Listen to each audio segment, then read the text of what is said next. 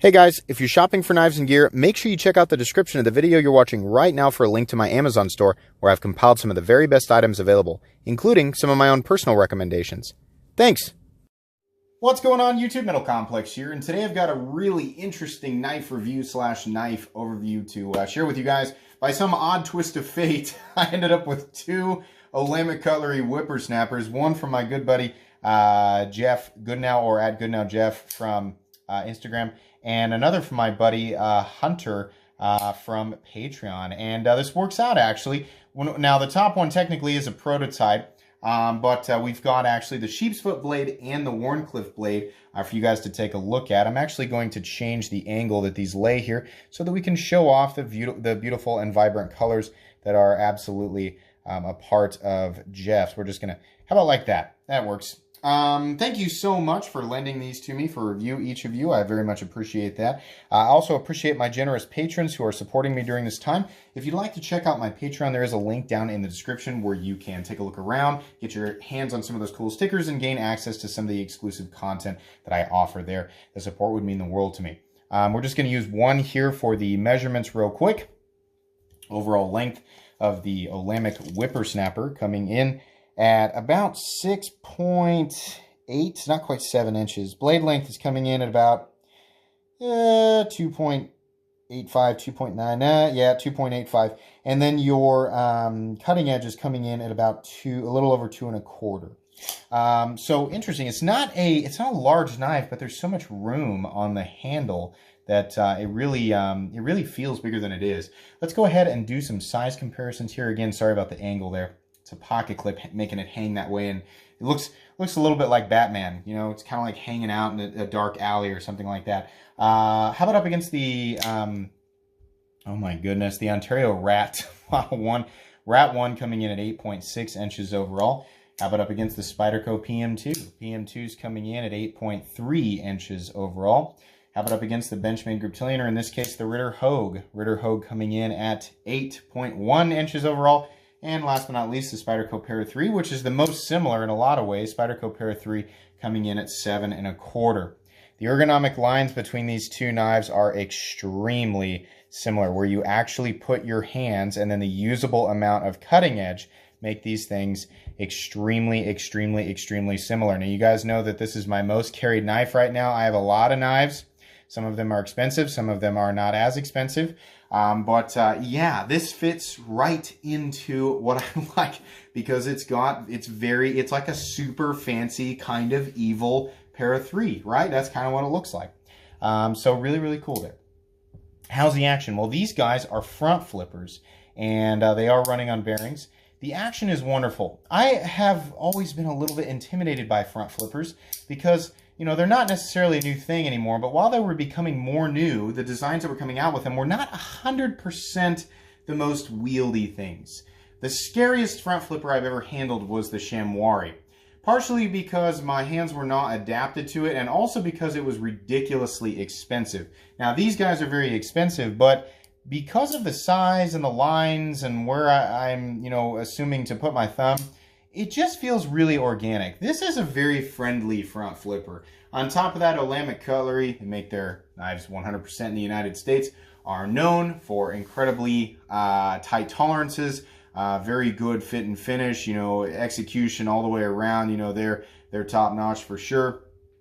So they know what they're doing, and so you get the smooth action there. Not quite a drop shut blade, but certainly with just a little bit of encouragement there, it's going to drop shut. Even the prototype here. Now, the funny thing to me is that this prototype, there's not a lot of differences in the final execution versus, you know, this finished one here. I mean, the pocket clips, is it a little bit of a different shape? I mean, yeah, one of them's got the detent ball, but I think that's actually an option. In any case, you know, keep in mind here, this one's a prototype, but in terms of the action, they feel extremely similar. So very good action, and very fidgety, very friendly for those of you wanting to try out a front flipper, and of course are willing to spend a whole bunch of money for this one. Let's go ahead and do carry profile. Now, I'll tell you this, between the sheep's foot and the Wharncliffe, the sheep's foot's definitely taller. So I can do carry profile sheep's foot versus PM2 and Para 3. In places, it's almost exactly as tall. In fact, The sheep's foot is extremely similar in overall profile to the Para 3 in terms of thickness between the titanium scales and the Para 3 G10. This guy's definitely thinner, and same with this guy. They're both just thinner knives. Sorry if I can get my camera to focus. There we go. I promise we'll talk about that entropic finish. But yeah, thinner knife. Now, in terms of weight, we are looking at a difference there for sure. And normally I talk about the flipper tab. The flipper tab points directly up, so it's not really a pocket pecker situation. You know, what people would call a pocket pecker situation. The inside here, I swear, man, that flashlight, we'll use the super bright one. You can see there that these are not milled out on the inside. We have that entropic finished titanium there on the inside of this guy. We have no excess milling. Now, you can get what's called the acid rain finish on these guys, which is, they're the ones with the holes in them. Well, actually, no, that's just holes. But there is an acid rain finish, you know, where it's got the, or the acid rain handles where it's got a whole bunch of holes in them. If you go that route, as you've seen on Nick Shabazz's channel, it absolutely does lighten these knives up quite a bit. So that's something that you should keep in mind. You know, if you're going to go with the just straight titanium scales, then yeah, they're going to be heavier. But if you want to go with the hole pattern or the acid rain pattern, then yeah, they're going to be a little bit lighter. These both have quite a bit of titanium. This guy's got a little bit less. We'll weigh them both here real quick. And we'll zero out the scale so that we can get accurate reading. So on the Wharncliffe here with the entropic finish, we're looking at nothing. 3.35 ounces, that's not heavy to me. That's fine. And on this guy, we're looking at 3.32 ounces. So there you go. You're probably looking at anywhere between 2.8 ounces and 3.4 ounces, you know, something like that. So in terms of overall carry profile, yeah, it's great. It's going to be easy to carry in a variety of different situations and a wide variety of different, you know, types of pants, things like that. You know, it is a little bit intimidating. It is a little bit kind of bright and shiny and kind of crazy. But in terms of just carrying it, not necessarily whipping it out in front of a bunch of people, yeah, you're going to be just fine. You know, perhaps ultra lightweight pant material, athletic shorts, things like that, it might not be the best choice because it still is a chunk of titanium swinging around in there. But yeah, for the most part, you're going to be okay. Let's go ahead and do the hardware check. Get out my handy dandy WIA bit selector and WIA magnetic driver, two items that are very inexpensive and easily recommendable. You can find them down in the Amazon store. I reference at the beginning of every video. Just pull up in the store, look for knife maintenance near the bottom, and you should be able to find these just fine.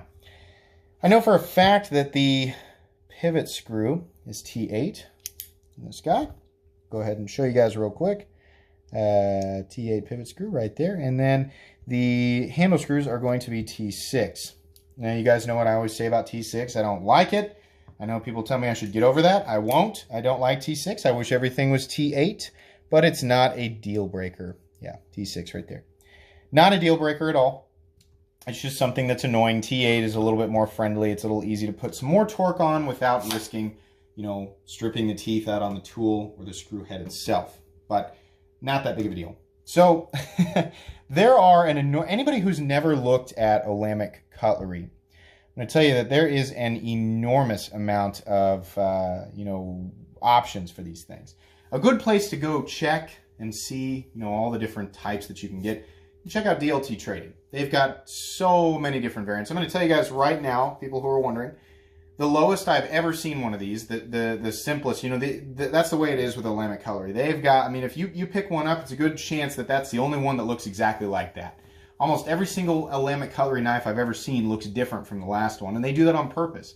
In fact, isn't it one of their things? It's like it's never the same or something like that. I picked up my first Olamic Cutlery years ago. It's like 2014 or something like that, after seeing a Wayfarer, an original, not a 247, an original Wayfarer on Jim Skelton's channel. And I picked it up off of Arizona Custom Knives used, and I fell in love with Olamic Cutlery from that day forward. Absolutely.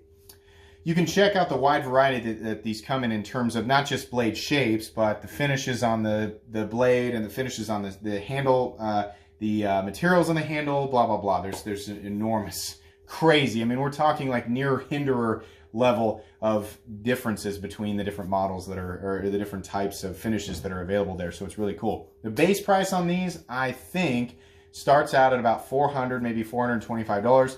and they go up substantially with complexity. It is not out of line to see one of these well over $800. And I'm sure they go much higher than that. So the two that you're seeing here are far from base. I know that somebody was hoping, please, that Entropic one, was that one $400? No, it's much more expensive than that. It's not Timascus, it's a special finish, but there's some extra polishing on top of whatever complexities go into the finish, right? So yeah, that one's a lot more expensive. The prototype, I have no idea, but I'm sure the finishes can be applied either way. So just to get that out where you guys can see it. All right, let's take a look at the anatomy of this thing. I'm going to get my gross fingerprints wiped off here. You guys have seen this Entropic finish on my channel before. This is beautiful. It's different than Timascus. I mean, Timascus has the actual layers of titanium, right? But this is actually a finish, and then it's polished too. So you have this like hyper rainbow-esque. To me, it looks like liquid magic. I think I referred to that on the Soloist prototype that I had on this channel. It's beautiful, and it is less expensive than getting Timascus on your pocket knife, and you get a similar aesthetic. So I really, really like it. They do a good job of this. I have seen this finish. It's been called something different on some other knives, but this is absolutely beautiful. Now, this one has a lot of extra stuff on it. It's got the pivot collar. It's got the anodized titanium hardware. This other side is bead blasted, and it actually does have a Timascus clip, which I'll show you guys in contrast with the front, the difference between what Timascus looks like and what an Entropic finish looks like. Timascus is more, it's kind of like what Damascus looks like, except it's more colorful because titanium anodizes. I think they use like an acid anodizing with like they run a current. I'm not really sure exactly how they do that, but in any case, there it is for contrast. And then this one has an additional titanium pivot collar on this side too.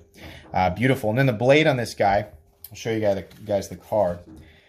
CPM 20 CV, and you can see the Entropic finish there, and this was born on December 17th of 2019.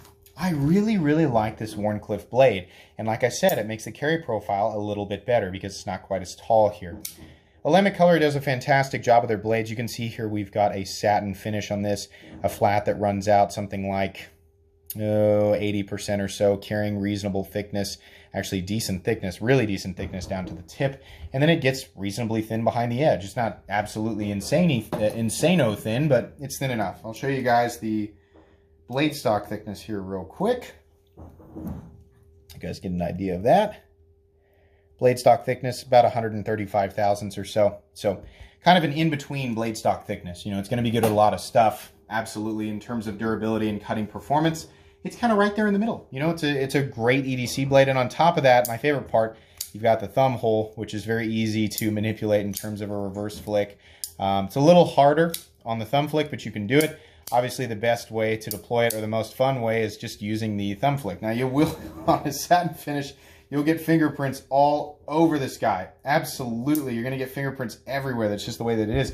Fortunately, you are not confined to the satin finish. Olamic Cutlery, like I said, has a wide variety of different finishes you can get on these guys. A lot of the stuff that you would expect to see on a lot of different knives, you know, of course, satin, and then there's tumbled, and there's like kind of a concrete finish.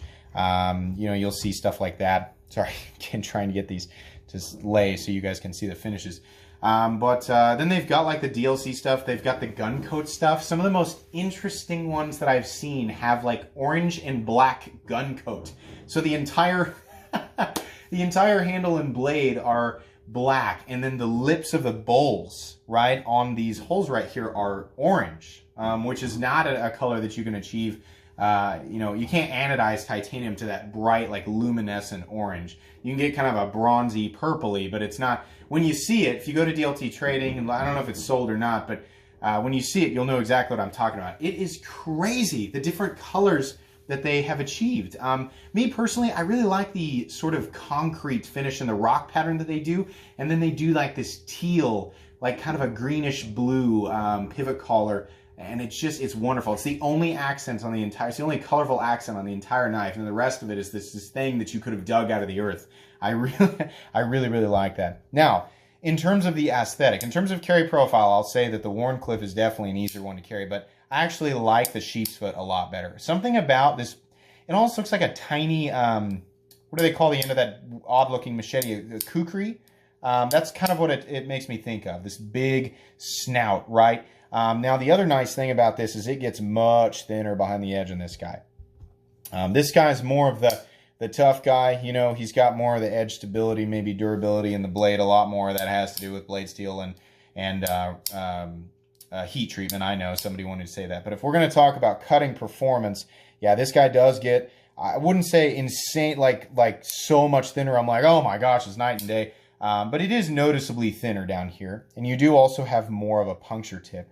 I think I would go ahead and take the excess height to carry that one. And here's why. It's because, again, this guy carries very similarly in overall, I mean, just the overall amount of knife you're carrying in your pocket is very similar to the Spyderco Para 3, except for the weight. And even then, the weight's really not all that much different. In fact, I kind of want to weigh it right now just to see, because anybody who's carrying, I mean, there's a good chance that there are a few of you out there carrying a Para 3 going, how about I like that?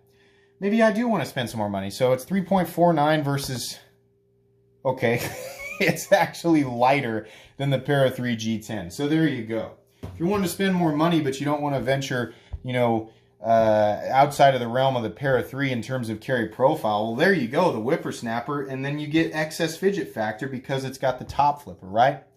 But yeah, edge is done really, really well. Like I said, 20 CV. I think here and there you do have a couple of different options for blade steel, but that's the case right here. Everything has been knocked down. I mean, it's that kind of goes without saying. You guys should expect that. But inside the hole, down here on the swedge, around the scales, everything is completely and totally knocked down. There's not a hot spot to speak of. The clip feels a little bit odd. I don't know that I want to call it a hot spot. I can definitely feel it. It's like I usually say. If you're going to cut with this thing for 30 minutes at a time, you might start to feel it. But not many people do that, you know. I think there are better knives to cut with for 30 minutes at a time. Usually a fixed blade is something that you might want to do that with. But if this is your only option, then yeah, you're going to feel it. My favorite part about this knife, aside from the fidget factor, which is insane, are the ergonomics. Oh my gosh, this is wonderful. It is so easy to lock into, and everything is in the right place, right? Whether you want to do your draw cuts or you want to choke up on it like this, you want to kind of rock back on it. It's only 3-finger back here, you know, or, you know, your position here, whether you're upside down here or here. I mean, the ergonomic lines on this thing are just insane. I mean, even here on the sheep's foot, again, your draw cuts, right? Holding it here, choking up on the blade. Yeah, this is definitely a second knuckle choil. You can get quite a bit of finger inside of that choil there, and it's wonderful. The lines in this thing are a little bit awkward, and they're not going to be for everybody. The aesthetic lines is what I'm referring to.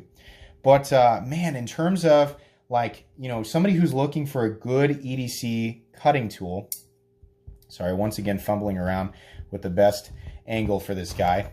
There it was this way. Somebody looking for a good EDC cutting tool, right? That at the same time has a lot of the flash and some more exotic finishes, you know, of today's high-end knife world. Man, this is such a good option because it's like a Para 3. I will point out here that this guy's centering does get perfect. I haven't had a problem with this one. The one that Jeff sent me, it comes off center every now and then. I just got to put it back. I'll show you guys right here. See, it's kind of starting to walk over. As soon as I tighten this down, just use the bit, it starts to go back. And I could keep going and just do the micro crank thing, and it does go right back to center, and it's just fine. Let's see if it's actually almost on. Yeah, it's pretty much centered right there, so that's fine. The action's still great. But this one, that's not the case. This one just needs to, you know, I think Jeff uses that, and if he doesn't, he should, because it's a sweet, sweet user for sure.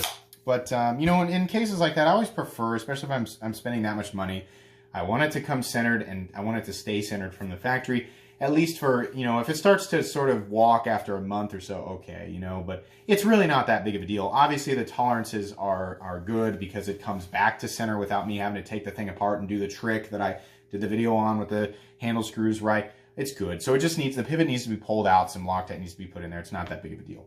So what do I not like about, oh, we didn't talk about the pocket clip. Let's talk about that. So, and by the way, yeah, lockup on this guy is excellent. You can see the two stop pins in there. We have the open position stop pin and the closed position stop pin. So that's great. Centering's good. Lockup on this guy, coming in at a totally reasonable about 30% or so. There is a steel lock bar insert doubling as the over travel stop, so that's great. These are titanium frame locks. This clip has the ceramic ball. Those are okay. They really kind of snap over your pockets. But either way, you know, you can see this one has that sort of rounded underneath there. Actually, is this part of the, yeah, it's part of the material. I almost don't prefer that as much, but some people do. The knife is really not going to carry super deep, but it's also not going to carry super shallow. It's about right here, which is a reasonable amount of knife to stick up out of your pocket. It is very easy to grab, and you know, I'm currently in sweatpants, and I can get this knife over my pants pocket and pull it back out, no problem. But that ceramic ball is going to cause more of a problem than just a regular pocket clip. This one is definitely easier in and out of the pocket, and truth be told, I don't know if this is standard on every single one of them. I feel like it's probably not. Knowing Olamic Cutlery, you're probably not fixed to one pocket clip style. It's probably, you know, maybe an upgrade to have the ball. I'm not 100% sure. The thing is, guys, I know people are like, why don't you research this before?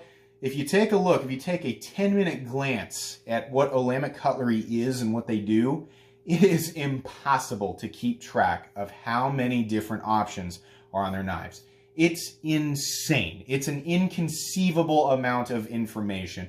Rest assured, there are options. As they get crazier, the price goes up, right? If you have the option between clips, I don't so much like the ball. I kind of like the standard one, but either one is going to be just fine. Absolutely. These are really cool knives. I've been talking for a while. The fact that they've got the thumb hole and the combination with a really good front flipper, they've got great ergonomics, they've got great materials. You know, it's good all the way around.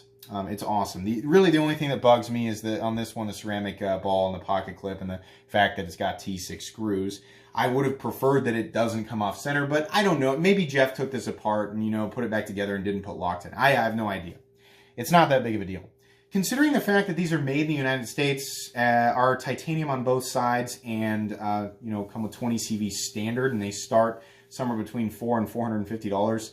We'll call it $425. Yeah. Yeah, yes, I can get on board with that. These are made incredibly well. They're absolutely in the same league as your, you know, Chris Reeve and your, you know, your Hinder XM18s, which are very, very similarly priced. But you have so many additional options, you know, and not things that you have to buy and install yourself. No, it actually comes this way from the factory. You know, it's ready to go. This is excellent. This is easily one of my favorite knives from Olamic Cutlery. I can absolutely recommend them. These will be going in my most recommended knives playlist. I hope that I didn't leave anything out here. They do run on bearings. I'm sorry if I didn't mention that. But yeah, these are excellent. So thank you so much, Mr. Hunter and Mr. Jeff, for allowing me to take a look at these guys. These are excellent.